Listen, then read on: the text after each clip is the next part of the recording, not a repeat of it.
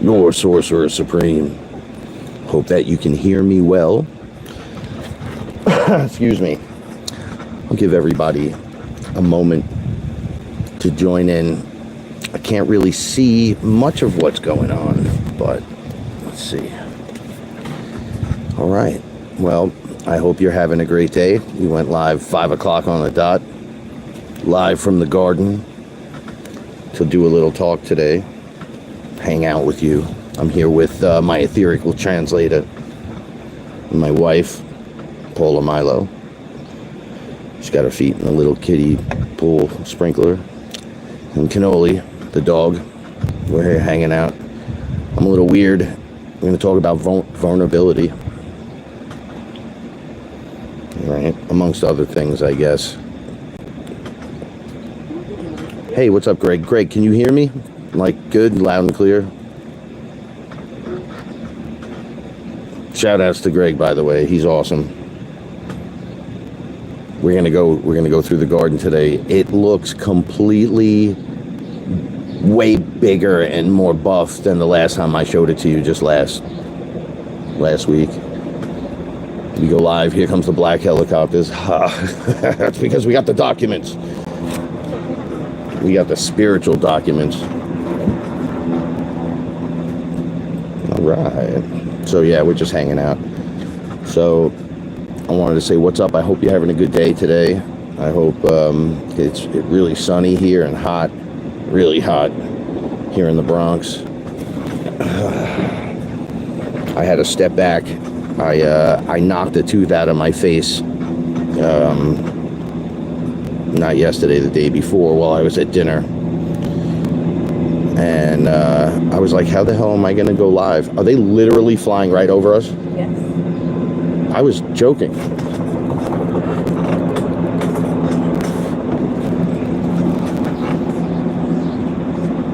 Yeah, they're gonna. Yeah, we're on to you, Frank. We know what the two of you are doing. Yeah, well, we're about to shine way brighter, so hang in there. Thank you. Congratulations to us getting married. Oh, thank you. Thanks so much. So yeah, I knocked my tooth out, and I really don't want to be seen like this because I already had one knocked out. I did that one, brushing my teeth. I have this terrible habit of like, and it hits me right on that tooth, and it just knocked it out. But I left it out. I never got it fixed because I thought it was funny, right? And then I knocked this one out, and it's not so funny no more. So right after the talk that I had the other night, that was pretty crazy for me. Wow, they're literally flying right over our heads. Jeez, I was not expecting this. Who are you guys looking for? You can't see me. All right, so I'm glad everyone's here, by the way. Greetings, everyone. Greetings, Dawn. Greetings, Della. Yeah, the helicopters, they're flying right over our heads. I don't know what's going on. I'll take you out here. Let's see what the hell's happening. They're right over us. Yeah, it sounds like they're circling. They'll come interview. Anyway, so it's the Bronx. There's always shit happening. This is what I mean by being interrupted about every frequency in the world is just attacking you at once, right? So while we're trying to upgrade and deal with shit and go through stuff together and figure it out, infinite interruptions because no one wants to really. The universe is a test. Wait, hope that Mr. Softy doesn't show up, and it was exactly what I was talking about the other night, except now there's a helicopter today instead of airplanes. So anyway, I greet every one of you that is dealing with whatever it is you're dealing with. So the vulnerability factor. So you all know what I'm trying to accomplish and get back. I'm just trying to get back into it, and YouTube's forcing me into a weird position of having to post like all the time. So when it's like a job, I don't want to do it. But then something happened to me in that flip around, and that first I'm back. I was like, nah, man. we're going to share some stuff together that's going to be a little crazier. So it's like deeper versions of the same shit, because it's going to happen. I'm hearing, so I was listening earlier to one of those GFL station, my YouTube's on constant play, so it was just playing like Galactic Federation stuff and whatever. I was just listening to it to see like what they're saying. I was like, I wonder what these people are talking about. And it was my talk from the other night pretty much, but summed up way better, right? On how, you know, you're trying to help your loved ones, or, you know, the people that are close with you, and they give you the most resistance, and it's really difficult to deal with them. And it's almost like I can't feel sorry anymore, and I can't do this and I can't do that. Like you start to have this energetic pull in a different direction, so you feel like you're falling out of love or something like that, or just out, but you're not. You're just trading frequency. That's all. You're just, so they have to be in their frequency. So you holding that rope into the frequency that connects you to the people that you would have whatever said things that you're separating with, you have to start letting that go, because love would be letting go of that, not holding on to it, being selfish so the other person can't complete their training and their paths, and to wake up and then have the experiences that we talk about here that just escape them at the moment, but we'll one day find them and they will go on their journey. He's right over our heads again as soon as I sit down. All right, so we are meant to do wonderful things, and not everyone is meant to do that, period. Some people are here to be construction workers and cashiers and botanists and scientists. They're not here to transform. They're not here to do the next thing. They're going to eventually. Maybe this isn't their round. Maybe they're here to watch it and not be part of it that way, because maybe it scares them too much. Everyone's coming in from the other side with contracts that they got to, you know, handle their business. So by you holding on to the rope of the person of the past, let's say, or the person, you know, you're out of frequency with, you're falling out of it with, you're being pulled up into another direction. Love is letting it go and letting it get into position so you can get the job done, because you're stagnant while holding the rope. You're both sitting in a moving river of flowing energy, and you're both anchored down in the flow portion where you're not supposed to anchor. And then you keep a rope to each other, right? But you're both going to different places.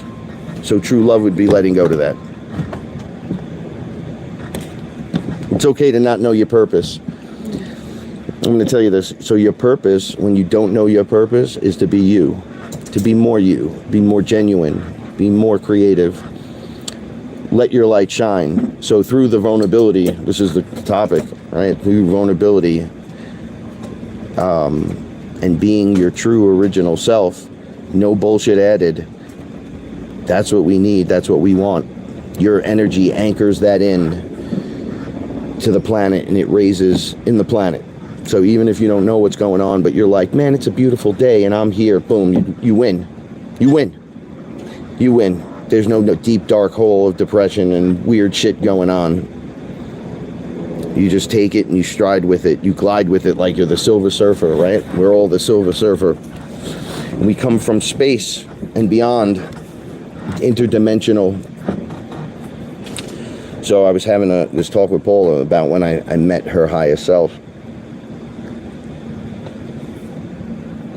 and how she picked me up and pulled me from the energy that was me, little me. It was literally me. Pulls me out of the energy. And she's like, oh, it's you. And I'm like, where are we? And they were on a ship, but there were many, many, many beings there, right? And they were like in cubicles, and they were really tall, but they were like spirit. So I was like, this is weird. and there was no buttons to press anywhere or not, but every single person had like, it looked like a crystal ball, but it wasn't a crystal ball. It was a ball of energy, and inside the energy was swirling, right? So I'm looking in there like, wow, this is where I just popped out of. For me, I felt like I just passed through a membrane, popped out, and I saw my higher self, and I was like, oh, look at this. So I had said to them, what are you doing here? It seems so sterile. And you just sticking your head into this energy, and like it pulls you into the pool, but at any time you want, you can just retract your upper half and you can pull yourself out if you had to do something around here. But it doesn't look like there's anything to do. It's real sterile, it's real clean. It's a spaceship. You could see that there was the windows and you could see out. But they were saying to me that they weren't in our space. So they were in a higher position. So I was like, oh, maybe this isn't my highest self. Right? So this is one of my thoughts. And there's nothing to do out here. So you see what we look like and how we interact. So we choose to dip into this energy here, right? And there was thousands of cubicles with these beings in them that were very spirit form, and they looked like that, and they can still interact kind of, but with that ball of energy going, it's like a plasma ball that's spinning. They dip their head in and it pulls out what I was learning was the song of that person, and that song of that person was then, so Paula's highest self showed me how she was. I said, could you just tell me about you? Because this is quite the adventure. So she goes, yeah, I'll put you in mind. So she put me in, and she said, Paula is good. And it came out of her mouth. I could see the writing, and it went into the swirl. Paula is sweet. Paula is beautiful. Paula is kind. Paula is, and it just went on for a moment. She did a couple of those, and then it started getting faster and faster and faster. And I was like, wow, so it's like a recipe and you're sprinkling in all the things. So she says, yes. However, if you just say my name through song, because it's sung, you don't say it, you sing it, it will just present all of that information in one shot. So it's like a phrase, it's like a kind of a long name, but not that long. It takes a moment. It's like an extra moment when you're being introduced. That's it. So, but I said, I can't sing that. So she said, break it down and we'll measure it down, because I know you're not good with this. So it was Irma, Ia tu Afreta, and then a whole sung thing, and that was sung. So she chopped it down to that, and I'm butchering that. So I tried a bunch of times, and then she just went. And I go, okay, listen up. Your name's Paula. And she said, that's fine. And we laughed about it, because I'm terrible when it comes to that. But she's like, you say that, and it will just come out. That will come out of me. And it's just everything that is of Paula that makes her up comes out in one shot, and then we activate that. So I go, so that's where your focus is right now. And she's like, oh yeah, it's where your focus is too. I go, so you're right next to me in these cubicles? And she's like, yeah, now check it out. The cubicles were facing this area that when I was out of the ship, just right above it, looking down, was black. It was just like open space, just something that you'd see in Star Trek, right? Like outside the starship. There's behind me, there's whatever over there. So there was a planet and a whole bunch of stuff, and it looked like Earth-ish, and they were projecting from there into that space. So they were like, we're not doing this here. So when we go in, we're activating, and then we pop out in that area. So I was able to see how the ship was more lined up, and there was like an opening at the bottom, and everyone's like facing that over the area they're focusing on activating. So they're all living in those experiences when they activate with their song, and it was fucking crazy. I was like, this makes so much sense. So I'll even get crazier with it. So all this is coming back to me to just today. A few minutes ago before I went live. I said I have to go live right now. I don't care about my tooth. I don't give a shit. We're going live. I'm vulnerable. So what? This is me. Deal with it. Right? So I'm listening to music with Paula out here, and she's got this awesome playlist playing, and it's like everything from the late 70s. So in the late 70s, there's a whole bunch of music. Hey, baby, it's good that you showed up today. So all these songs from like Billy Joel, or like the 1978, 79, 77, 76, you know, all kinds of shit. Some like really dirt early 80s, like 80s.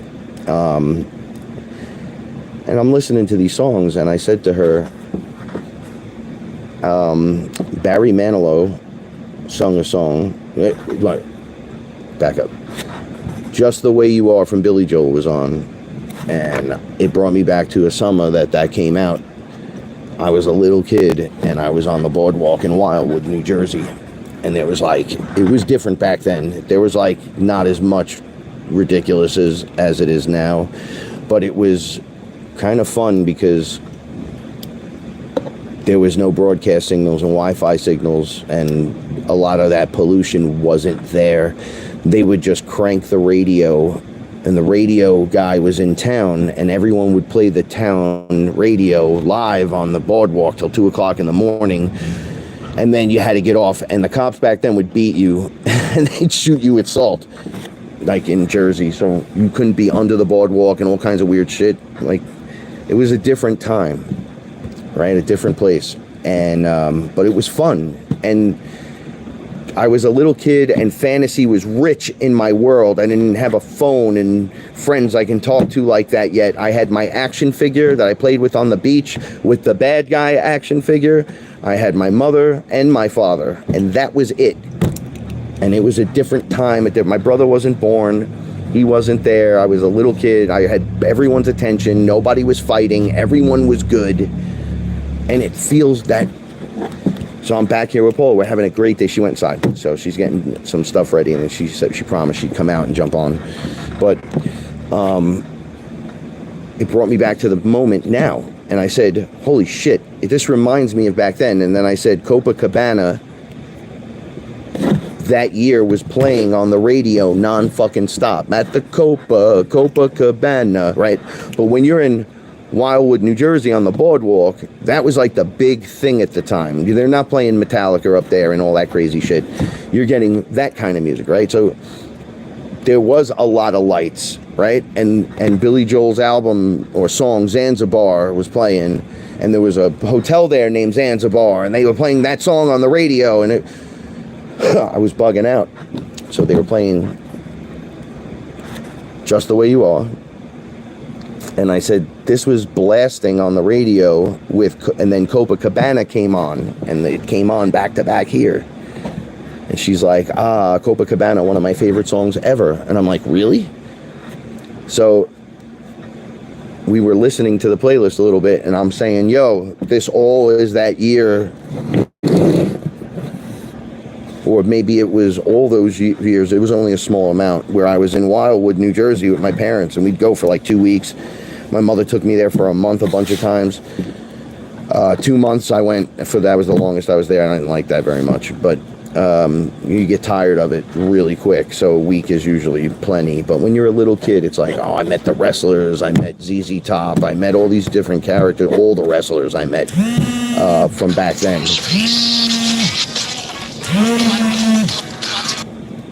Sorry, somebody was calling me. Right, so it was quite the experience. And I loved being in the water. There was now there's great whites literally in that water. Wildwood has the best, cleanest beaches I've ever been in my entire life. I've been all around the world. They were the best. And now they're loaded with great whites. You cannot go in the water proper and not worry about literal 6 foot and bigger sharks right now. Yeah, so I'm very nerve-wracking with that.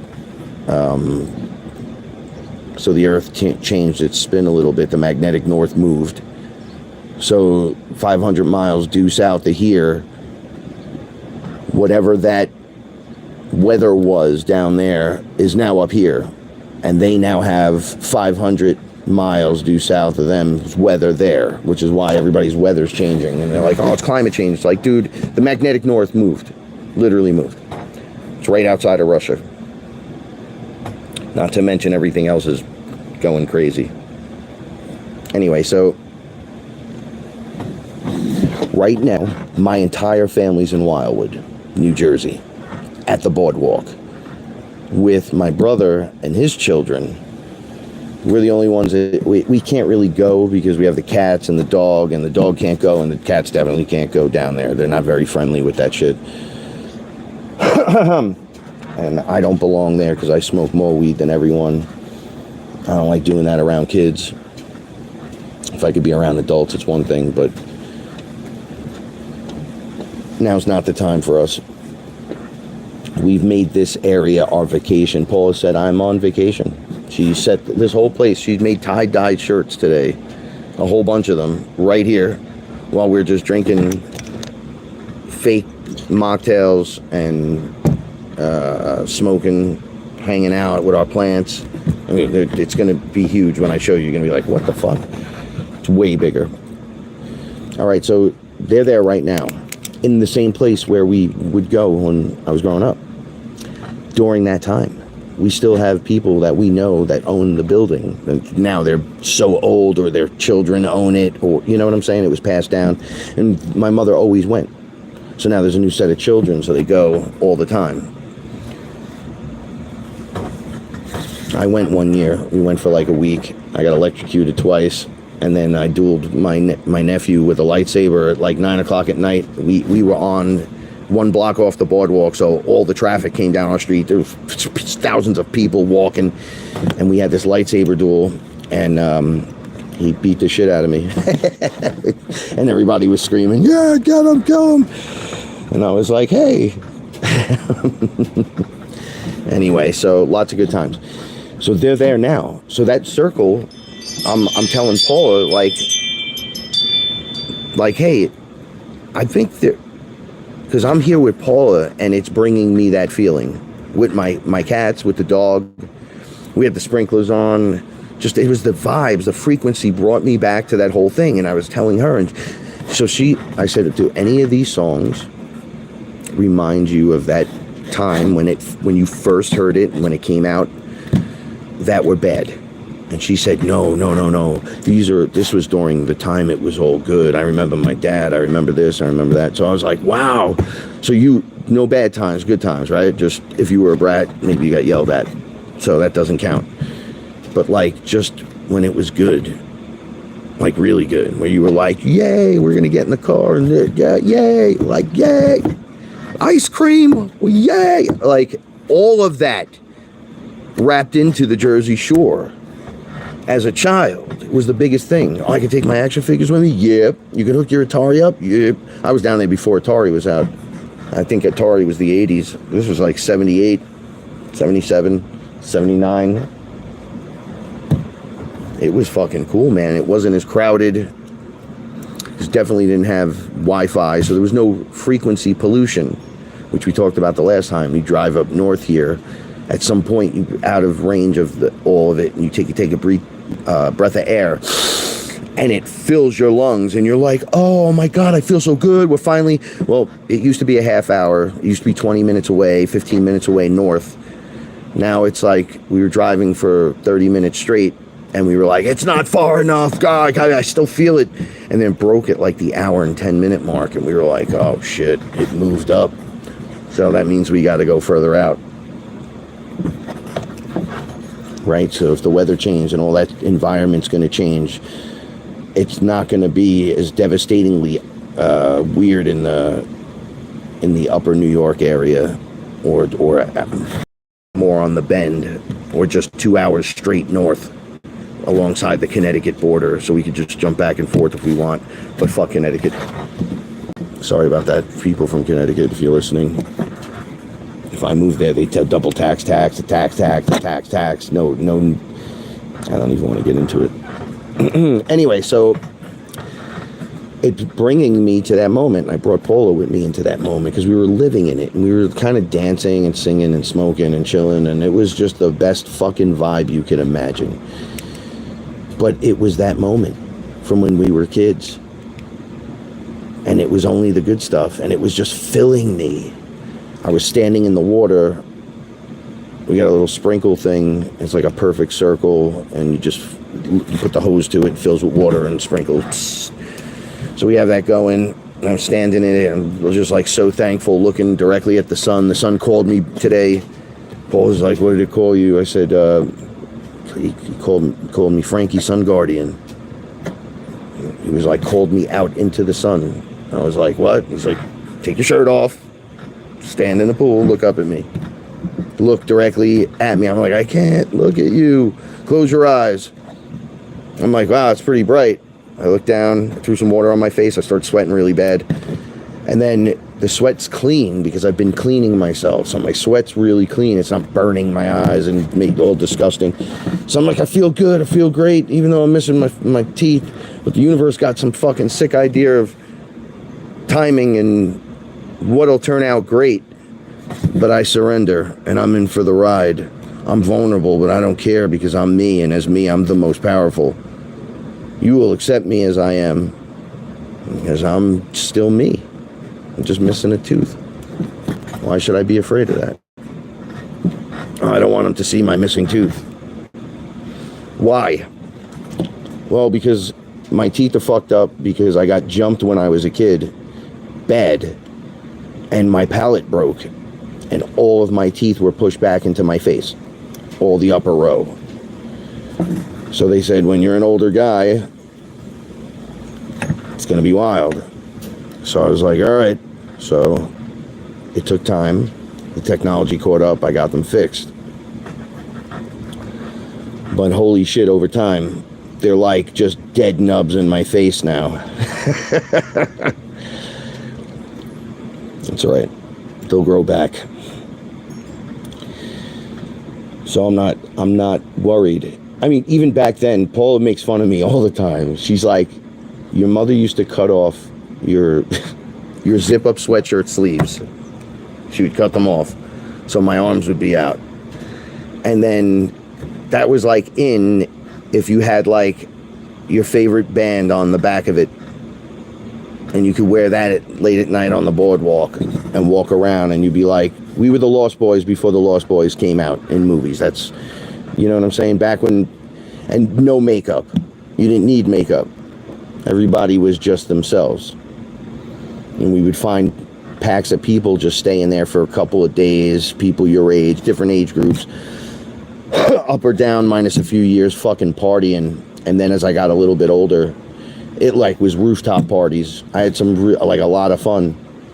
When I was a young man, I didn't know how I was gonna stay down there and not like talk to a girl. Like we had headphones and I had cassettes that I could walk around listening to, but there's only so much you can do. I don't know anyone here. My brother was little. He's like 4, maybe 5.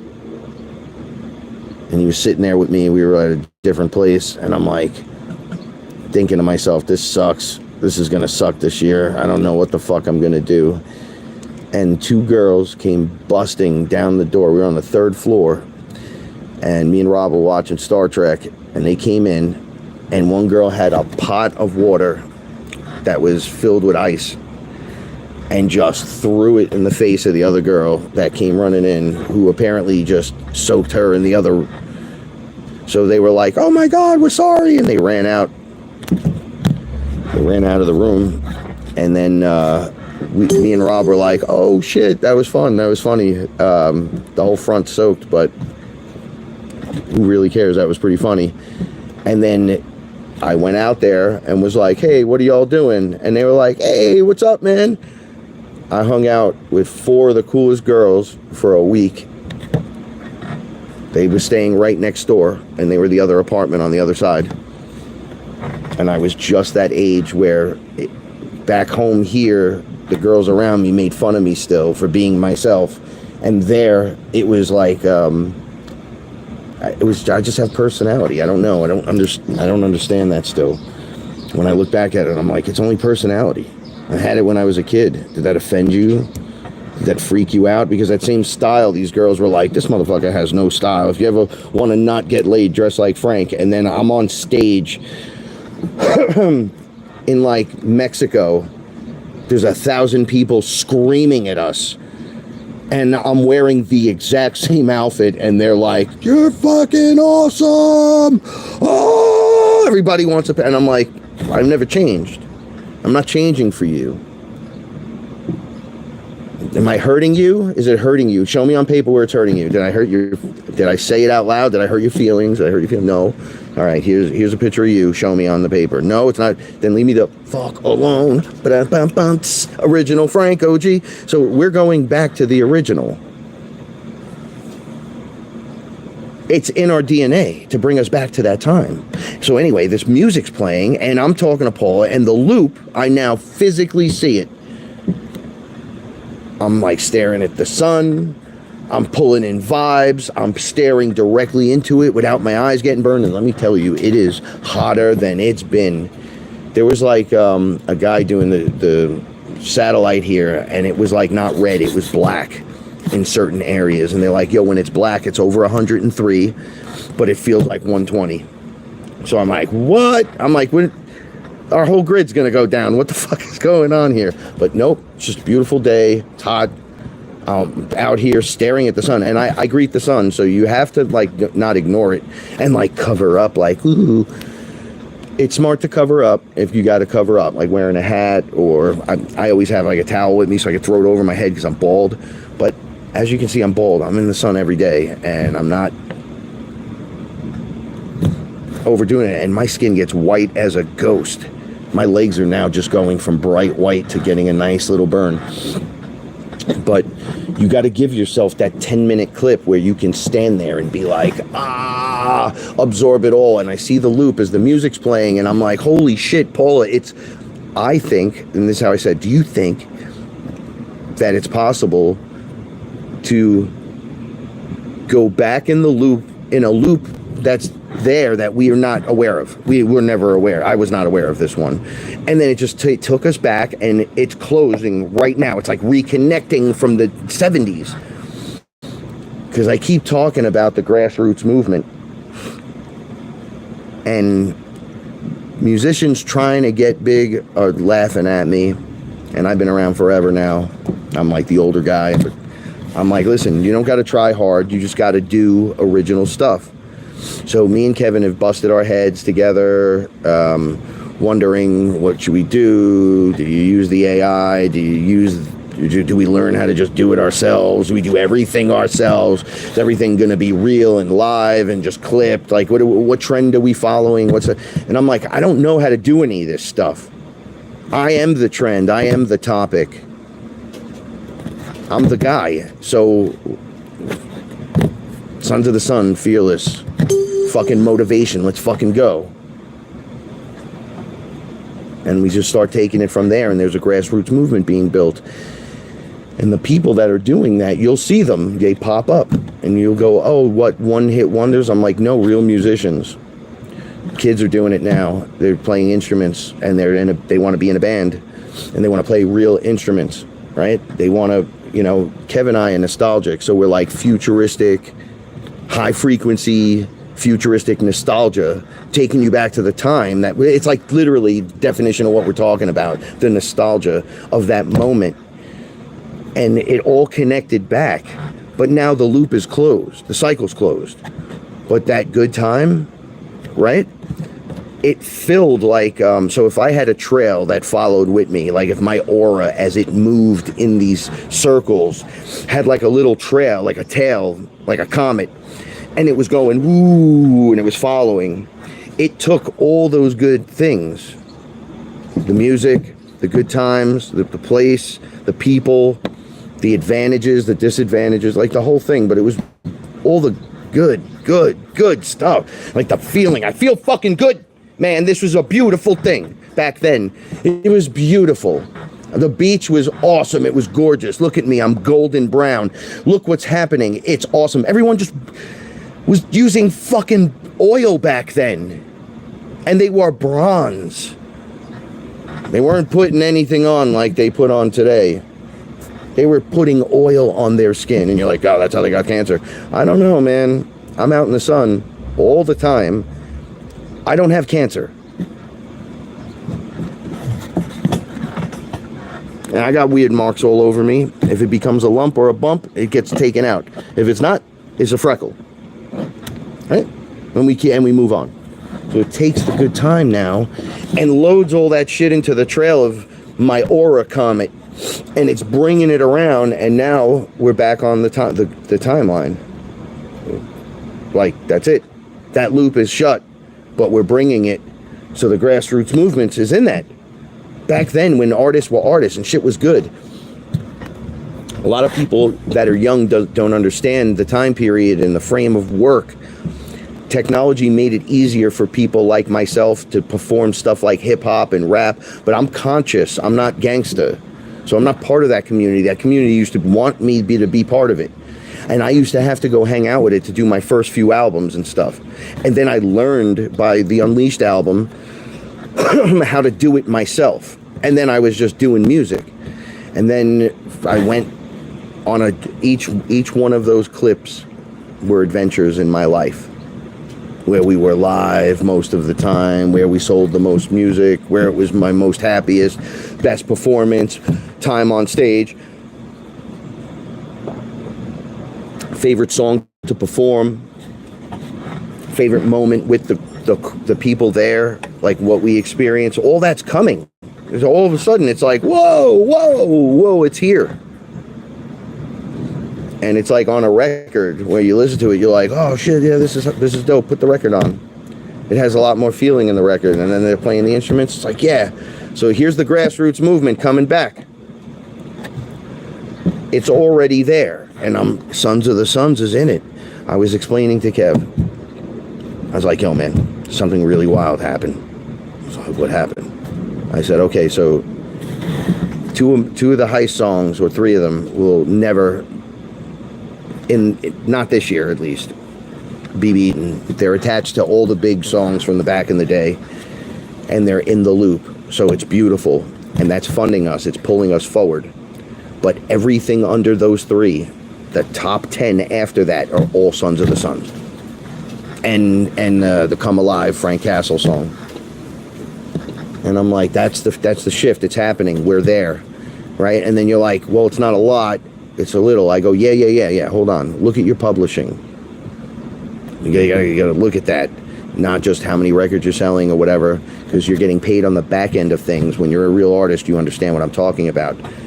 There's 100% upfront and there's 100% behind. And if you're getting paid 100% on the behind, where Kev and I do have our arrangement and our split, it's pretty much like that for every single thing.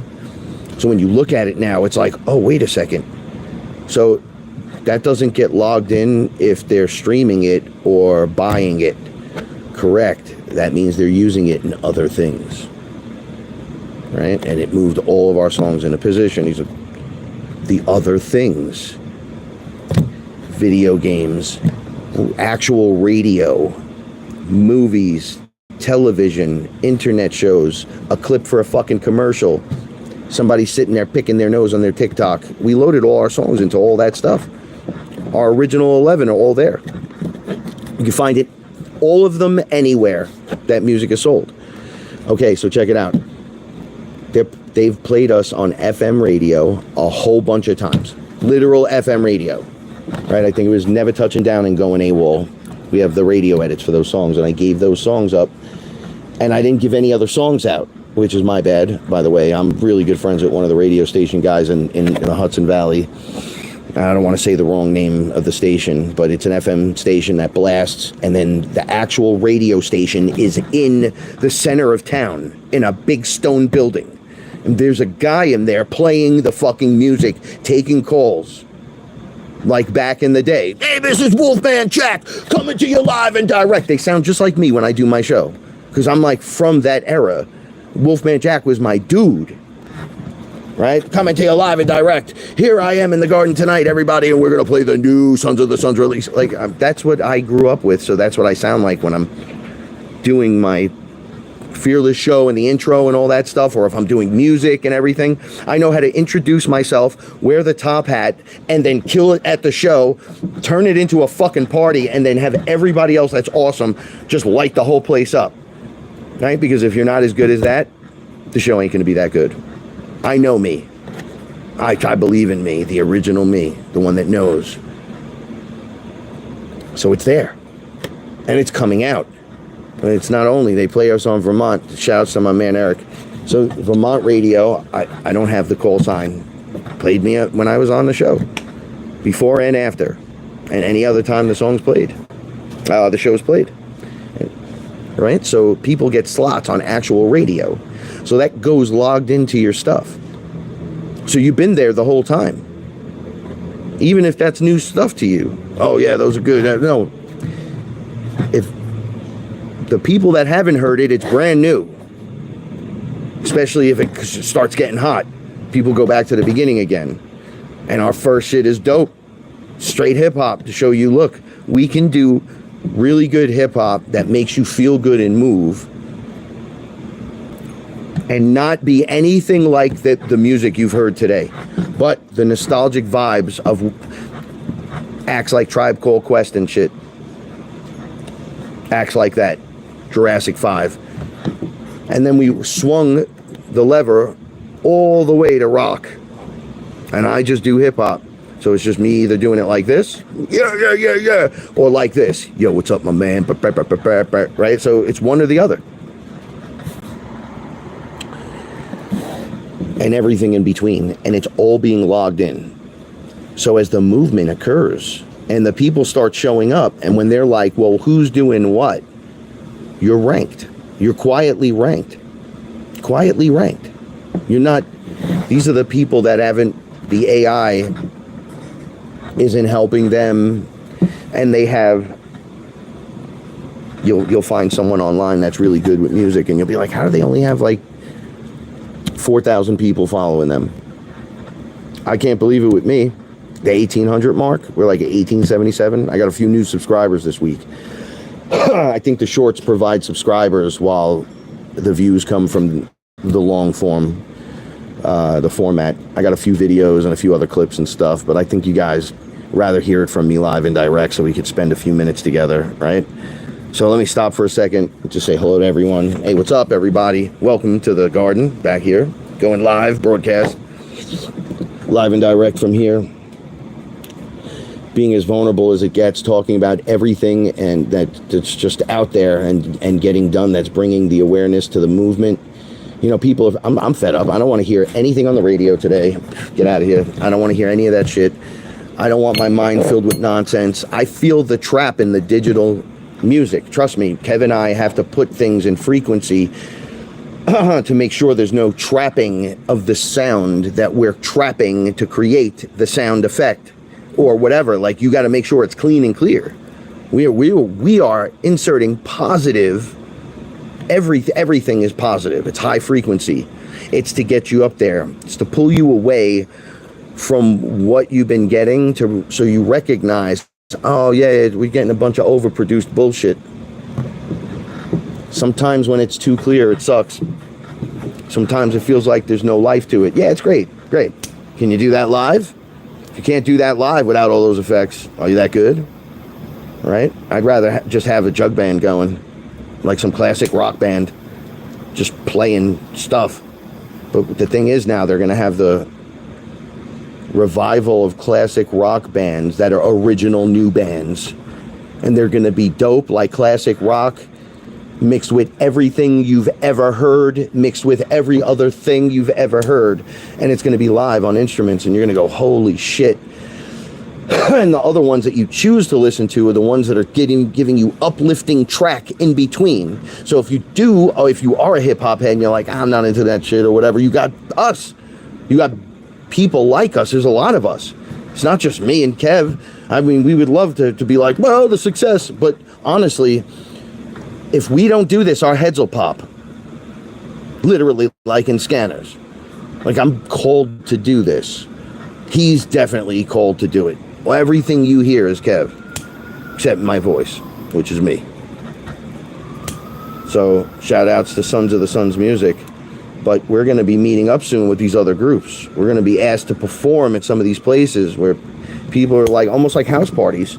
So there's a group. I don't remember the name of it, but they're doing house shows now only. They're like a grunge band from the 90s. And they can't do the shows right. There's just too many hands in the cookie jar. So they go on their website and they're like, yo, we'll come to your house. This is what we charge. And then the upticks are from there.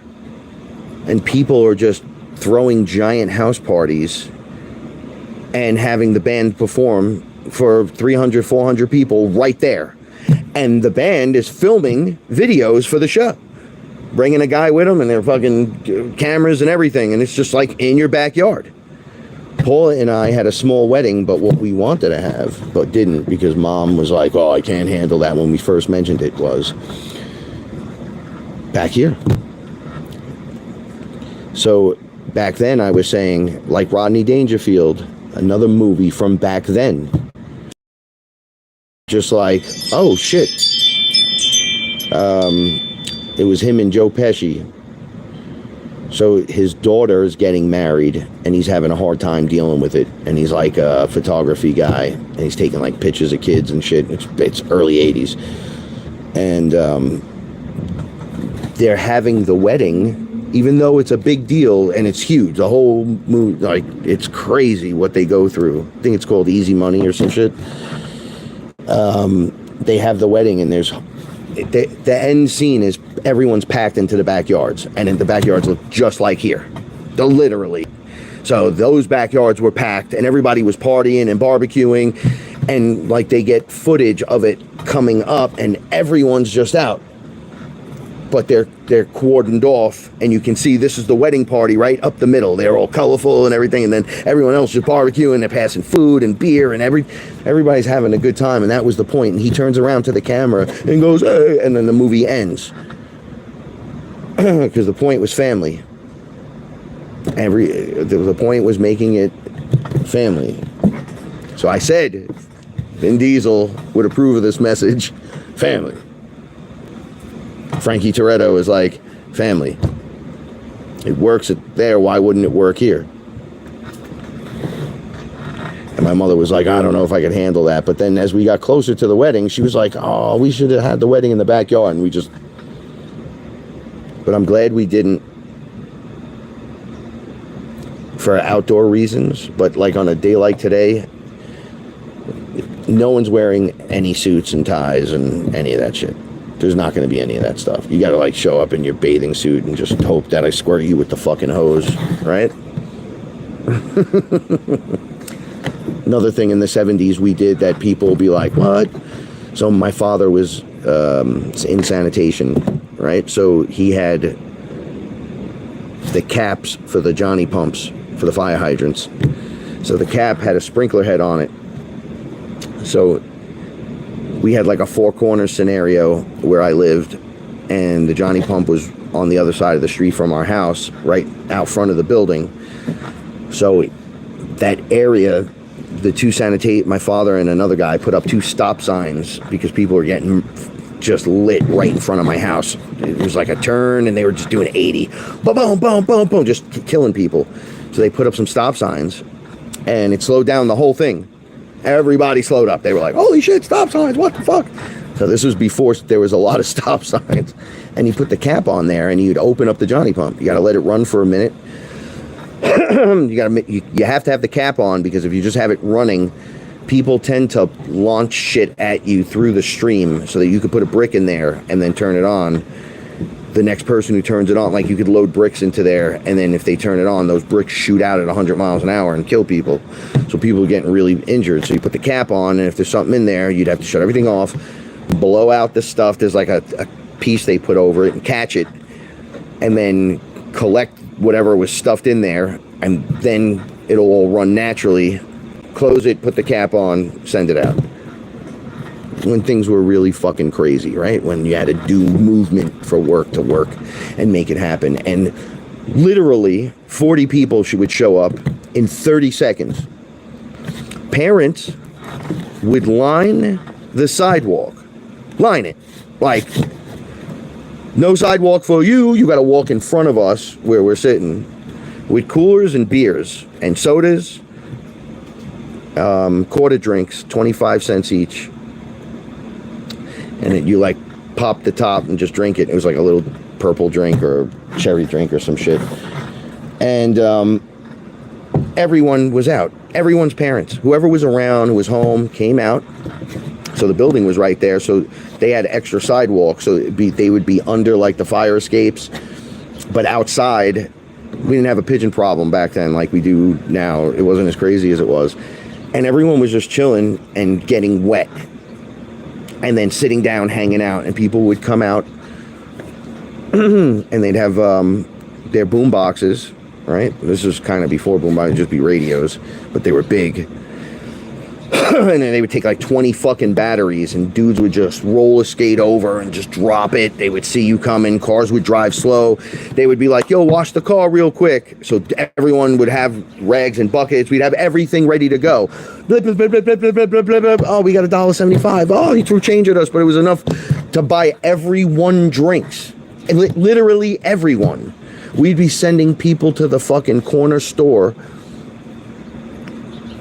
Yeah, these were fun times, man. So there was like a store that wasn't on the main avenue. That was like a bodega. So it was like a little deli / stationary convenience store. They had every candy in the world. Milk. Maybe bread. Yeah, they definitely had like Wonder Bread. Everything was Wonder Bread back then. Snacks, all this other shit, cigarettes, and beer. Lots of alcohol. And you just walk down the block and get buckets of ice. Buckets.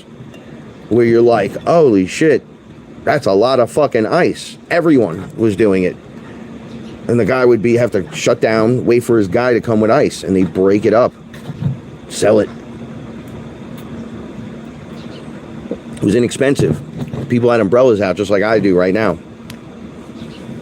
Crazy shit. It was different. It was a different time. Right? And the cars would go slow because of the way the turn was now where they put the stop sign. Everyone saw you coming. And they knew in the car that you could see the sprinkler on. Right? People used to just zip through there. They wouldn't see no one there, and they think their car can handle that.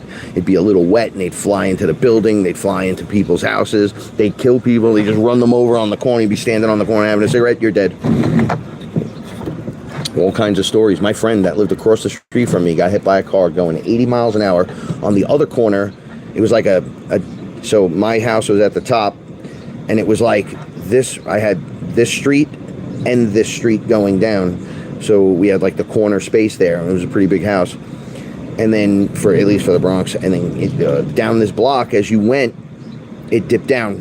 And they call it like Suicide Hill or whatever. So bike riders would take it really quickly. And we had like Huffies and Mongoose and all this shit. And we'd be going like the Goonies at 100 miles an hour over there. But somebody would be driving Sackett Avenue, which is the last part before there'd be a garage in front of you as you come down the hill. So you have to turn one way or the other. Well, they would have it two ways over there instead of one way, and cars it was a straight run with limited view all the way from one side of the neighborhood to the other. No lights, nothing. No stop signs, two ways. Dude went down there, boom. I went down there and saw him. The top cap of his head was off and his brain was out. I was like, whoa. Crazy times. But that was big back then, right? Other injuries as well. Injuries were different back then. I looked up over a kid's fence. Oh, it was my fence. And I saw these kids that were there on the other side of the fence. And it was snowing out, and it was freezing, and the kid took an icicle, and he broke it, and he jumped over the top of the fence, and I went to go look up again. I was kind of small. I was, like, leaping up like this, and he hit me right here in the fucking face. Not only did he knock me out, he stuck the pin in my face, and it knocked me unconscious. And then they found me in the yard, cut open and bleeding, but there was just snow on my face. So they didn't know what the fuck happened, but it was like a frosicle that was like dangling that the kid grabbed. The kid started crying. He was like, I didn't mean to do that. He came over there. I had to go to the fucking hospital. Weird shit. Anyway, so all the good stuff's coming forward, and the grassroots movement from back then is coming forward again in the loop cycle, because that's the original shit. That's how it's supposed to happen, unimpeded, raw, original, open. You're just reading me. There's no makeup on me like Kiss, right? It's like, whoa, is Frank really the spiritual guy? Is he some kind of weird guru, new age, fucking UFO guy, blah, blah, blah? No, not at all. Straight neo-shaman. I take a little bit from everything and bring it together to make it work for me in my world. So that would make me a master alchemist as well. And that's a beautiful thing. Don't be a hater. Right? So in our vulnerability, we're now being called to shine. Right? So shining. I'm going to take you around the yard now. I want to show you guys something. So as this new movement rises and moves through things, we're going to get those good fucking feelings. Those good times are going to come back. But I'm older, Frank. Frank's literally 50. What the fuck is he talking about?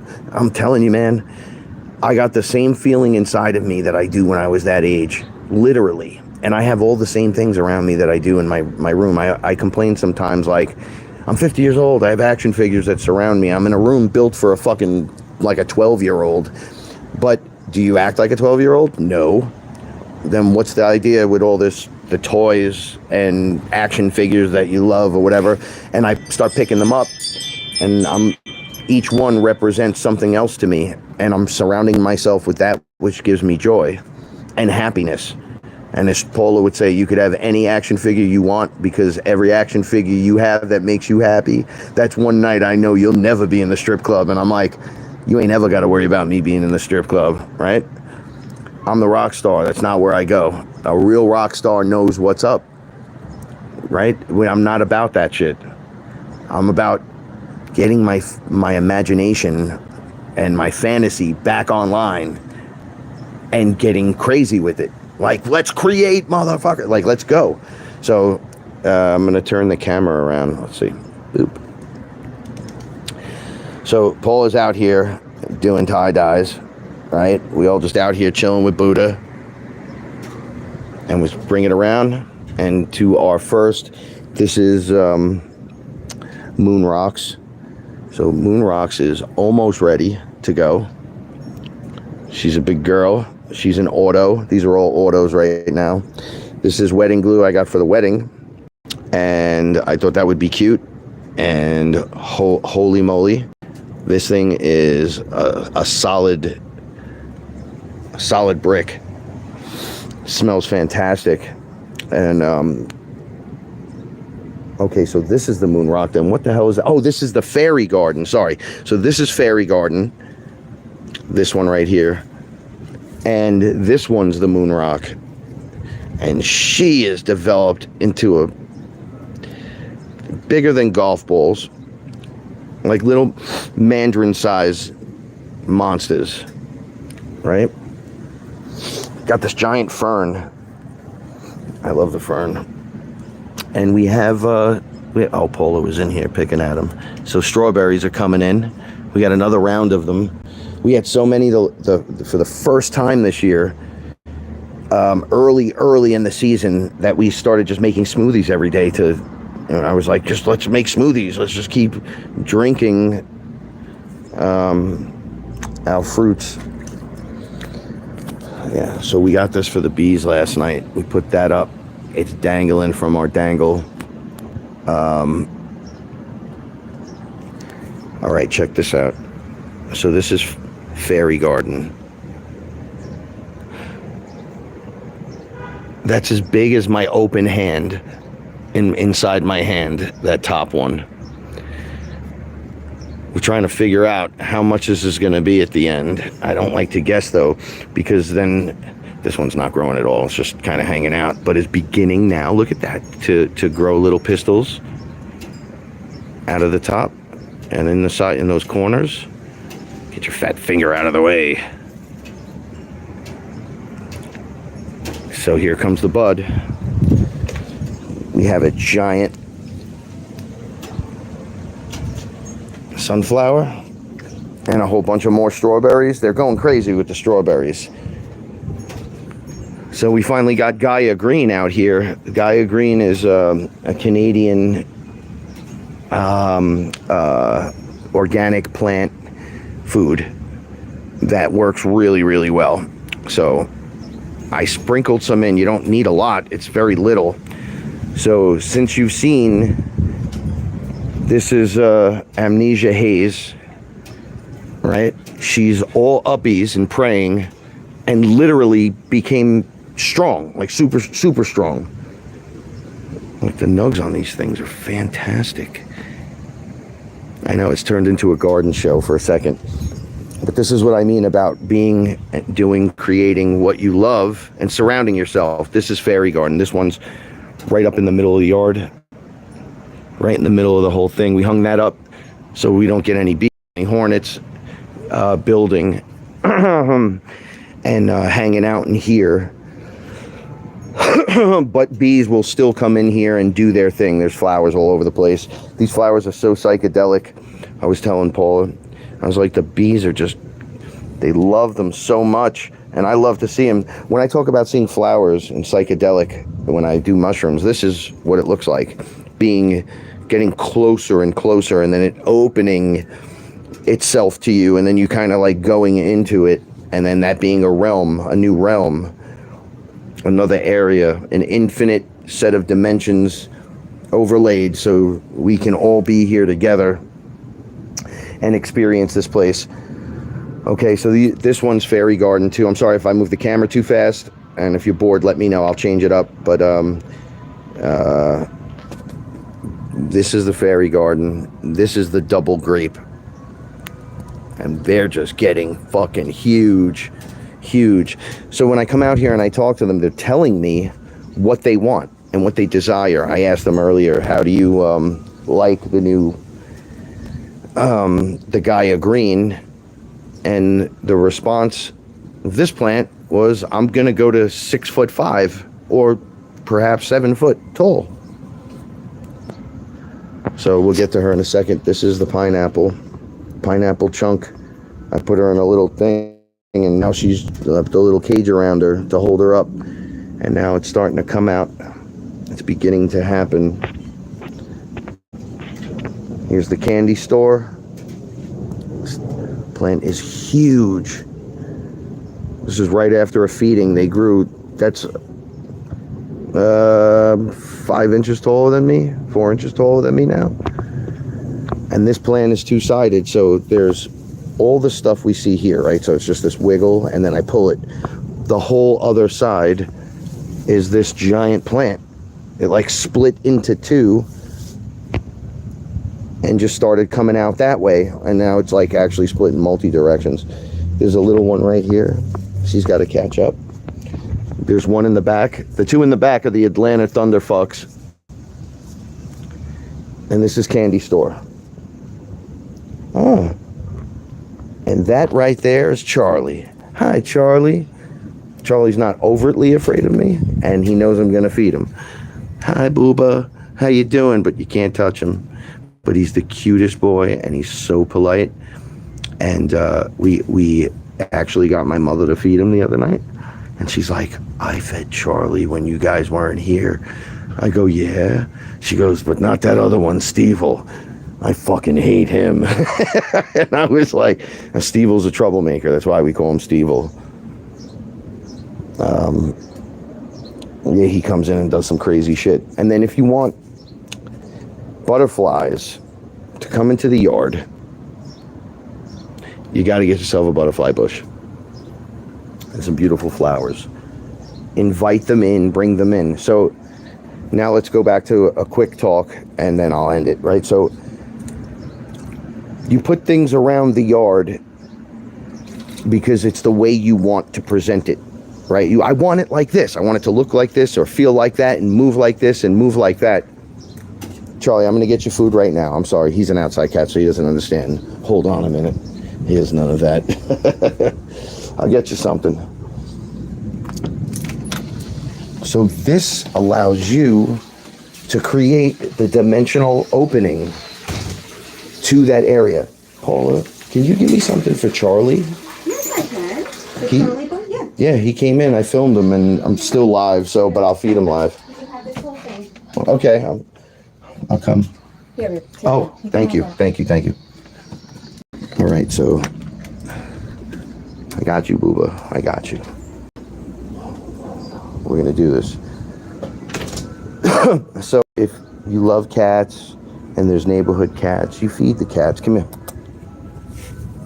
Come on, Boof. I'm not gonna hurt you. Go ahead. Good boy. You know, everybody's already got a fucking hard enough time. We don't got to make it harder for any living being or anything else, right? So we got bee stations and insect houses and netting that shades at 30% and at 50%. Everything is like organically done to the best of our ability. Literally to the best of our ability. We do pretty fucking good for around here. So now this area, which was barren, it was just cement, becomes this lush green experience in a cement backyard in the Bronx. Right? But here's the thing. Here's the fucking catch. That brings the garden fairies to you. You don't have to go find a place to put your fucking feet in grass. I built a little thing here to stand in that's made of real grass. I went and I bought grass. I bought a rectangle piece and I said, okay, I'm gonna put it up and they're not gonna poop and pee in it. And at first they were like, should we poop and pee in here? I was like, no, I put your fucking thing over there, bro. And they started using it just to lay and look out at the neighbor's yard's all grass. And there's giant tree thing in his yard, and it's really pretty. He's got a lot of space over there. So our space is limited. But with that, I got a table, I got another table. That's whoa. 1, 2, 3, 4, 5, 6, 7 tables out here. 9 in the all fold outs or things that have been in the family. You're just there. You use everything you got, turn it into something beautiful, and then you start to feel them. You start to hear them. They're here. They're present. You do during your watering. Like I said to the rose bush, which I didn't know is growing 1, 2, 3, 4, 5 roses already. Right? So this plant is putting out all of these beautiful things, and I come out, hi beautiful. So I come out here every day. I'm with them, where they're like, people laugh at me. Oh, you're retired. You're home. You're doing. What do you do? Well, I'm building all this shit back here and stuff that's I find to be beautiful with my wife, and we're enjoying it. You got to enjoy it like it's a fucking vacation. It's my home. What does that mean? When you're in your home, you got to be uptight, or you're only allowed to sleep comfortably and watch TV here? Like what the fuck? I want it to be an uplifting experience. So I told the garden fairies, I bought fairy garden seeds, it's really strong weed, really intense strain. And I'm like, if you let me grow all this stuff, because Paul is on it, like all over it. We'll put other stuff out here that's green, but you got to protect my green. But I'm also going to come out here and work with you. So I'm going to first of all greet you and everybody else that's part of this, even the insects and everything that's part of this. And we're going to have this moment we live through together where I bring the portal to, I'm the portal. Yeah, just I'm the portal. But now I created it back here. So you want garden fairies, you want to have that experience, you want to do psychedelics and being around trees and green. Here you go. You did it. It's done. But when it first started, my mother sat out here and was like, I hate this place. It's ugly. This is ugly. And I go, of course, it's flat. There's nothing grew yet. We just planted everything. It's going to take like a month before we get like nice results to what you're thinking in your head. And she was like, yeah, whatever. And then she had gone on vacation, came back and was like, oh shit. And since then, she's now on vacation again. And when she comes back, she's going to be like, whoa. Some of these are going to be harvested in about 2 weeks. And then another 2 weeks, another 2 or 3. And then the other ones are going to bloom out. And then it'll be like the end of September. So they're going to be gigantic. I'm going to take this journey with you. We're going to go live from the garden until we can't go live from the garden anymore. It's just, it's part of the FearLess shows. There's not going to be any hidden magic or agenda or any bullshit or have to buy this and do that and suffer through this and suffer through that shit. You don't have to do that. You got to live your life. You got to be beautiful. You got to create. You got to do something wonderful for yourself. Man, Paula just soaks her feet out here in the ice cold water with the little stream thing on. And it's the most, she's like, this is beautiful. We're having the greatest time. Man, we were just sitting here. And it was fucking awesome. I'm like, every day with you is awesome. But yes, the experience is beyond wonderful. I can't really put it into words. And I have to, so at my level, I'm going, all right, so I don't have a tooth. I'm vulnerable. All this shit's going on, all this stuff around me. Blah, blah, blah, blah. I didn't get mad like that. I was embarrassed to show my face. And I'm like, I'm not falling behind for some stupid, silly internal conflict that I might have with myself. It's not worth it. It's not worth it. This is it right here. Right? So we went out, we went live, we went in the water, we looked up at the sun, and we did all these really nice things, but really you're just moving around your space, and you turned your space into a wonderful place to do all these little wonderful things, right? So you don't have to search outside of anything. I just walk out in my backyard, and I'm like, oh, I love you. I love this fucking plant right here. Look at this, watch.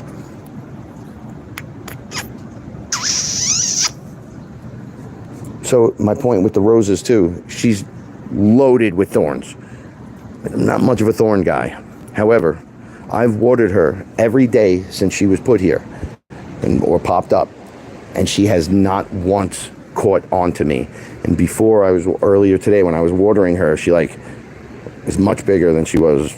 That I didn't notice how big she had gotten. My arm was wrapped with her, and I thought it was the other plant. And when I went to pull back, I felt all the thorns. And I said, oh, this is it right here. It's taking me. Ah! Right? It's taking me alive. It wants to eat me while I'm still screaming out loud. And then the plant was like, nah. And I felt her release herself. It didn't grip. It almost did. I felt like, oh, this is it. And then nothing. There was not a mark on me. Actually, I got one little tiny one. And I'm like, that's it. That was wonderful. Thank you. And I reached over her to water the other pepper plant. And I'm like, so y'all are listening to me. You can hear me, right? The plants are listening. The animals, listening. We thought my dog was going to have a heart attack not being around my mother. They're like exactly the same person. And I'm like, she's going to be by the window just wondering where my mother is. Nope. I took the blow-up mattress out. Holy shit. I'm about to go live with one of these moments. So I took a blow-up mattress out 2 nights ago and put it in the living room. And we got the air condition on. The blow-up mattress is like a queen size, so it's really big. And I slept on it the first night. And it's up against the back couch, which makes it gigantic. It just makes the whole thing look like the whole living room's a giant puffy bed, right? And then I jumped on it, brought all my shit down. My cat kind of Sugar Pop got a little upset, but I was like, this one you got to take for the team because the dog needs us. And it's almost like they knew. And I threw my blanket on the bed, and the dog, in her glory, she slept right next to me. She's little. She slept right next to me. She's clean. And She slept over here, then she slept over here, and she went around my head, she slept on my head, she slept on my butt, slept by my feet. Paul came in, she apparently was taking pictures. I apparently I slept so hard, but then I'd wake up when I don't like sleeping on those things, but man, I slept pretty fucking good for like 4 hours straight. And then I woke up and I just had to turn to the other side, and then I slept for another 4 hours straight. So I can't really complain. But it's right in the living room. I'm not much of a guy who likes to do that. However, the TV in the living room is like 60-something inches, 65 inches. It's gigantic. It's fucking huge, all right? And it's on a table stand. It's not on the wall. The walls can't hold the TV because it's old walls. So I'm like, oh, it's like a sleepover.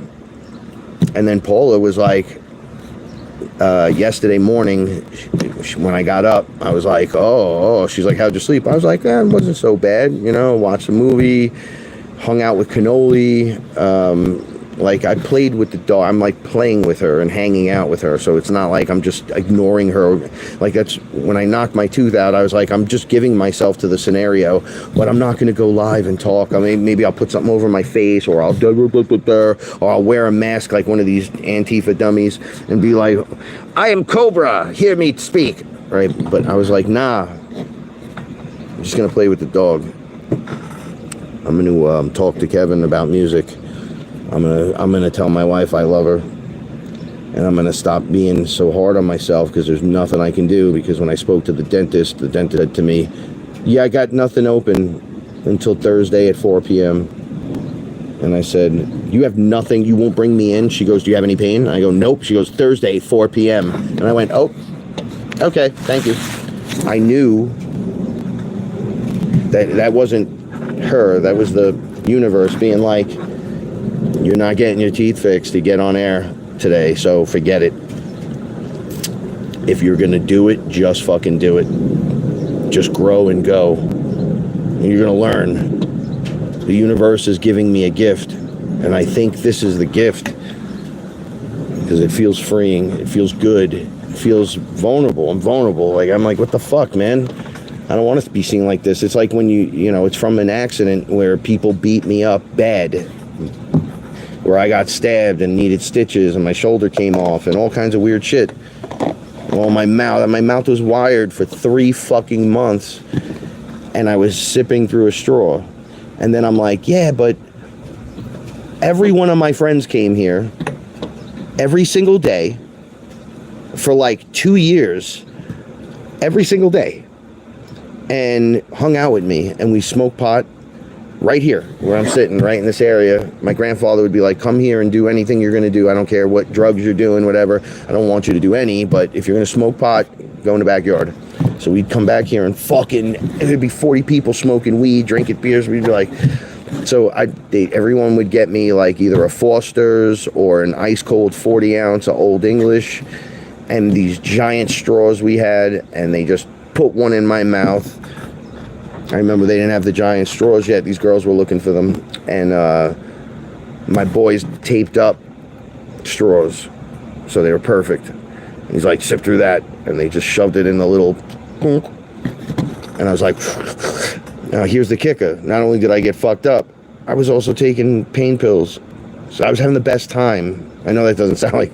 I was having a great time. And I wasn't afraid of them. So... But I was ugly because of them. Right? There's a difference now. I'm not afraid of you. I'll fight all 5 of you right now. I'm not afraid. However, that's not what's bothering me. You made me ugly. Right? You crushed my face when I was a kid. I was still a very young man. Very young man. And you people, each one of you is a piece of shit. However, hindsight, 4 of those kids are dead. I don't know where the other one is. I heard he lives in Vegas. So I had nothing to do with it. I never seen or heard from any of those people ever again. Never even saw them. It was the weirdest fuck. And I hung out in the park still. I had all this surgery done, and then I was in the hospital in the emergency room having surgeries because I was bitten here. So this was all open, and they were like, oh my God. So they were hitting me with shit, trying to sew it up. opening it. They were like, oh, we gotta fucking clean this out. This is human. A human did this to you. And I was like, yeah, it's pretty crazy. And I went through the whole thing, and then I had to get my mouth done. They were like, I go, what about my teeth? And they were like, they were done. They were like, what do you mean? So I went, and they were like, holy shit, where's your fucking teeth? And I go, they're in there. They're flat in, and this snapped in half. So when I go, the upper part was broken, and I could feel off into the other fucking thing. It was disgusting. Swollen out of my fucking face. I went to the emergency surgeon for that, literally, that morning. The police came. They talked to me. I didn't tell them anything. And then I told them I got jumped. I didn't know what was going on. And then they took me to a dental surgeon. And then the guy was like, holy shit, I've seen his face. And then he put me out. Immediately, they had like nurses. They had everybody waiting for me. And then I had a bunch of family members with me. And I was all... I couldn't move this way. I couldn't move this way. My legs, one of my knees were kicked the other way. I was all fucked up, man. And they put me out, and then I woke up while they were doing the surgery on my mouth. So three people were looking into my mouth. My head was in a box, and I had screws in my head to keep me from moving anyway, right? And I started going, ah, and the nurse looked into my eye and was like, he's awake. And I was going, ah, and the guy was cranking the fucking thing in my face. Oh, shit. Polly Poo, I love you. That's amazing, by the way. Thank you. Live you're still. welcome. Do you like it? Oh, enjoy it. Thank you. Anyway, so I woke up again. I saw my uncle. It was over. I just reached up. I started crying. I didn't know what was happening to me. Very traumatic experience. My uncle's poor face. He's married in uncle, so he wasn't like family uncle, but he's still there. Uncle Keith's awesome. So shout out to Uncle Keith for being there every single fucking time. And his face, he went, oh, like freaked out, and then he grabbed me and he held me. And that next day, people came to see me from the other park and from the park where these kids, we all hung out at this other park. And they were asking me who did it. So I told a bunch of them. It wasn't ratting because somebody was going to say it, because they had jumped 5 different people and they fucked up kids worse than I got fucked up. This kid that I hated, that was a nice kid, and he just hated me and I didn't like him at all. They beat him up and he got away, and then me and him hung out together and we became buddies. And it was funny, I didn't know Paula at all growing up. These people were all Paula's friends. All the good people that were helping me, or that talked to me after that happened, well, they were all her friends. That were my friends, that I never met her. Which I still don't fucking know how that's possible. I knew every single person, but apparently not. Let me finish. So I had to go with... This is how crazy this shit is. Oh, you get fucked up. They wanted to kill people back then. They wanted to unalive people for doing that shit to people, right? And it wasn't like it is now. You get caught on camera. There was no cameras. There was none of that. So I wanted no part of it, but they were like, yo, you have to come out or everyone's going to think you're a punk. They're going to jump. Everyone's going to jump you because you stood up to these kids, but then they're going to think like they had this really weird street thing. And so one of the guys that was there said to me, yo, so that kid shot me 5 times. He shot at me and he hit me twice. He shot 5 shots right 2 blocks up here. He said he was in the back seat of the car and he just leaned down, bap, bap, bap, bap, bap, bap. And he was at the payphone. He said he got hit twice, ran to the hospital. The hospital just installed this giant fucking 12-foot monster fence with these giant pointy things at the, like spears at the top. He went over and got caught on the spear, ripped his whole fucking arm open, ripped his leg open. But he is very athletic, and he was like, dude, when you get to the hospital from my part of the neighborhood, you can go right down this, you go to the corner, it's like literally 100 feet to the corner. You make another turn, and you go straight down. You just keep going straight till you hit the hospital. But the hospital installed fencing with no openings from that side of Morris Park all the way to that side. So there was just a fence. And if you got caught over there for any fucking reason, you were getting your ass fucking beat, and there's nowhere to go. You'd be lucky if somebody in one of the houses just opens the door and lets you in. So you'd get caught out. People get caught out over there all the time. So he got shot, ran down there, and then he's like, dude, I couldn't get around. And these fucking kids, I don't know if they're coming back. They live in this section, and the area is really nice. So it was like these fucking kids, they just won't stop. So he was done up, and he had his arm in a sling, and he was walking with a cane. But he had a machete in his sling, and he was like, yo, you gotta come out with me right now. You gotta let them know that you're with me, and that we're fine, and we're not gonna deal with this shit. I fucking took 2 pain pills. I drank a little bit of a 40 while they all talked. Everybody was talking. Like, it was serious talk. I was like, I don't want to be, I'm a young guy. This is ridiculous. Family members, parents losing their fucking shit, cops. And then I just walked to the corner with them. I had a fucking crutch, but I used both because I had to. And this arm was fucked up, and I had it like this, but I was still doing the crutch. I wasn't supposed to be out, and I was just, as long as I didn't rip the fucking stitches, that's what they were worried about. And then I had to lean on this crutch from my leg, because it was my left leg. It was just, I was all fucked up. Anyway, so now today, here we are, all these years later. I mean, 4 of them are gone. They're not on the planet anymore. I don't know the other guy, and I don't care. If I saw him, I wouldn't even care. I literally wouldn't care at this point. I'm just like, whatever. But look what y'all did to me. Look what you made me look like.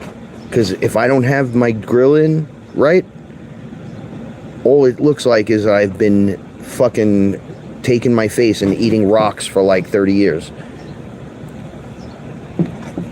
None of it connects and makes any sense. Right? And I get mad at that. That's what pissed me off. Look what you did to me to make me have that. Now, we're all these years later, I have to still deal with that.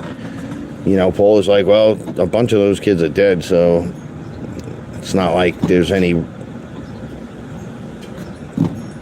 know, they're gone. They're gone for years now, at least 20 fucking years. And I'm like, holy shit. Yeah, because I was like 20 when that happened. Maybe 24, somewhere in there. I'm 50. So it's like, holy shit. And let me tell you, when they did my jaw, and they wired my palate and all that, it was with those big braces, like those. I'd have to rub wax inside my mouth over them, and then take chunks of it like butter and stick it across my face, top and bottom, so I didn't cut my lips. I hate them for that, but I gotta let it go. But I'm looking in the mirror right now, and I'm kind of like, look what happened. But I also have better things to do with my time, so I'm not going to be afraid. I'm not going to be vulnerable like that. I am vulnerable, but I'm going to walk through it, right? Like, people come out of the closet like, I'm gay, and then you're like, oh, okay, great, and it's already like injected into society. Being vulnerable is a little different now, right? With all the filters and the masks and the bullshit, you know. Heroes aren't made coming out of the closet like that. Like, wow, look what sex I am, or whatever. That's like a false reality version of it. It's really being vulnerable and coming forward and being your original true self, no matter what you are, who you are, or what's going on, and just let it be seen. Say your truth, be part of it, or don't be. Fuck off. The options are yours, and there are plenty. All right? Yeah, man. I bug out about that really hard, but now I'm not afraid. I'm not worried. I'm not scared. Just disappointed in so many levels. And then I'm like, well, fuck it. Let's just smoke some weed and hang out. I can't sit there like this all day. I can't. They're not going to allow me. So apparently the universe has something planned. So maybe this breaks me out of some kind of funky egg thing and I start doing music videos with my face right up in the video like, oh, like I've never done that before. So that maybe they're going to call forth to do that. But Kevin and I are producing everything. So I said, instead of making lyric videos, some of these I want to do, we're going to do Singularity music video as the lyric video at the same time and just like merge the two projects and keep it simple. Let you see us singing and rhyming. What are you afraid of? Right? Oh, man. So, yeah, vulnerability. We're all vulnerable. And we all have something, whatever it is. And you just got to get over the hump. You're going to put yourself out there in different ways. Be creative. Help yourself. Help someone else. And just go with the flow. Don't wear it like a weight in the flowing river. Just surrender to the river, because the river's not going to surrender to you. You surrender to the river, and you let the current take you. You take the belt off and just flow, right? You find your little happiness and you fucking roll with it a little bit, because it is up and down. So you try to hit love and light, and maintain that. But you're in a duality, so you're going to be like, oh, this is great, love and light, fuck yourself, blah, blah, blah. Love and light, love and light, love and light, fuck this guy, he's driving too slow, fuck, man, I'm okay, everything's fine, I love everyone, I don't even know why I did that. We go through it all the time, right? Once again, Paul and I have the scale, yeah, but everything's okay. You'll get it fixed. Everything's fine. I know. Everything's good. Oh, where's the dog? Oh, my God, the dog didn't eat. Oh, the dog ate. Okay, everything's cool. And we go through this all the time with everything. So knowing that now, don't do this. You don't got to do it. Save yourself the fucking headache. Go heal the trauma. Face it head on. Forgive. You don't have to forget. Take all the good shit. Let it round the bend and in these circles and take all the good with you. Just dump out all the bullshit. All right? Fuck off. We don't need you. Nobody likes you. We don't serve your kind here. What do you mean? Well, see, I don't like you, and my friends, they don't like you either, so you have to go. But I'm just energy that you're supposed to... No, we don't like your kind of energy. We've been eating that for way too long. And then you go, wait a second. Everything's starting to feel right. I feel good even in the crazy. I think that's the job. See, I gotta watch for people, because people like to steal shit here. They just steal every fucking thing. If it's not fucking stamped down, or... My mom was like, should I load the car the night before? I'm like, yeah, that's a good thought if you had a fucking garage and you could put everything in there, but you're gonna do that in the car in the front of the house. She's like, no, I think nobody will take it. I'll just put a blanket over everything. And I'm like, if you do that, you're fucking crazy, right? My first night back here, I was smoking a cigarette out the window on the second floor, and look out, and a guy broke into my car, didn't take anything, looked to take something, because I don't keep anything in my fucking car worth taking, right? So I look out, and I catch him, and I look right at him, and I go, hey, motherfucker, get out of my car. And I've been waiting for this moment my whole life, just like every other moment where I could just fucking teach a motherfucker a lesson, right? I come out barefoot like a dummy at 100 miles an hour, literally clipping this guy, ready to kill him. He fucking takes off down the street. He's like screaming at the top of his lungs, trying to get away. He's a much smaller guy. And then I realize I'm barefoot and I can't keep this up. Like he's hitting Morris Park, and I can't run out onto the avenue barefoot. There's glass and dog shit and all kinds of whatever. So he didn't get anything. So I walked back to the house, and I'm on my way back. I realized there's two guys. There's not one. There was a lookout, and he was looking at me from across the street. He was on the other side of the street, and I fucking took off at high speed to catch this guy. And this guy was so fast that he started running, and then I didn't see him anymore. Like, I saw him running, and then he was gone. That's how fast he was. And I was like, holy shit, I'm not that fast. And I got back to the house, and everybody was like, what happened? And I'm like, dude was in my car. The door was open. The other door on the other side was open. It's right here in front of my house. Like, I can see you out the front window's a giant bay window that faces the fucking car. Like, you can just look, oh, what are you doing? And they go right in. They don't give a shit. This is why I want to get out of here. So I create what I need to create in this space until I'm in the other space. That's it. So don't get overtly comfortable in your vortex in your wormhole, I should say. So the wormhole's a tunnel. So you're traveling from point A to point B inside that tunnel.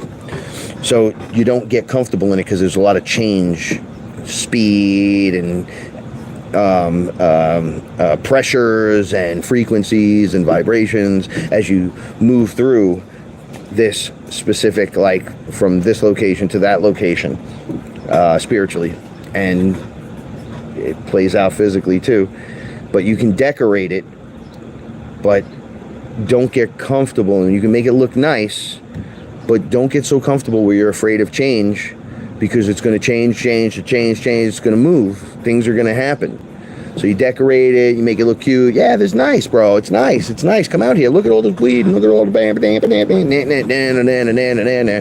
and you're just ramping up. And then, boop, you pop out the other side, and it's in the new place. It's 5 acres. It's got the house. We got the ayahuasca space. And then we have the FearLess family fucking show up. And we have a fucking music group show up that we all want to hear. And we have them perform, and I'll open the show with Sons of the Sun. And we'll just party, but have the availability. It's not a bum party. We're not trying to fucking turn everybody into hippies, right? We're still leveling up, right? But we can party, and we could be fucking hippies for a day. Like, who cares? I'm not here to judge the party. You can have the party. You could bring it all together. You can have the frequency, the vibes, the foundation, the people that match your frequency. That's what this is really all about. I want to match frequency with the like-minded people so we can get busy. I know I'm an acquired taste. However, that's why I got to be my own boss. But I am great at the fucking parties. Yes. Get that son of a bitch. No, I'm just kidding. Stay right here. She's a little dog. She's not getting anyone. But it's definitely a great early warning detection device. So anyway, love yourself, right? Enough to take the good out of the time. Love yourself enough to be able to present yourself. This is me. I'm not trying to dress it up. I'm not putting makeup on over it.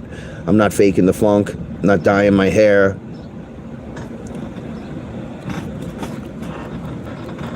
Not happening, right? It's all real now. Grassroots, original, raw, organic. Holy shit, consciousness. Let's make it fucking happen. Let's fucking go. Stay fearless, everyone, and remember, the universe rewards bravery, so be brave. Be awesome. Like, subscribe, share. Tell everybody I said hi. And maybe I'll come for dinner on Sunday if you invite me. And no, honestly, I love you guys. Thank you for being here. Sharing any time spent is sacred time.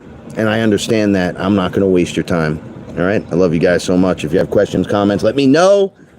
Because I'll be sitting around. I'm about to cook a gigantic London broil right on the open fire. So I got to live the life that I can here while we're doing it. And yeah, check it out. Sons of the Sun's music. All right, peace out, everyone. See you soon.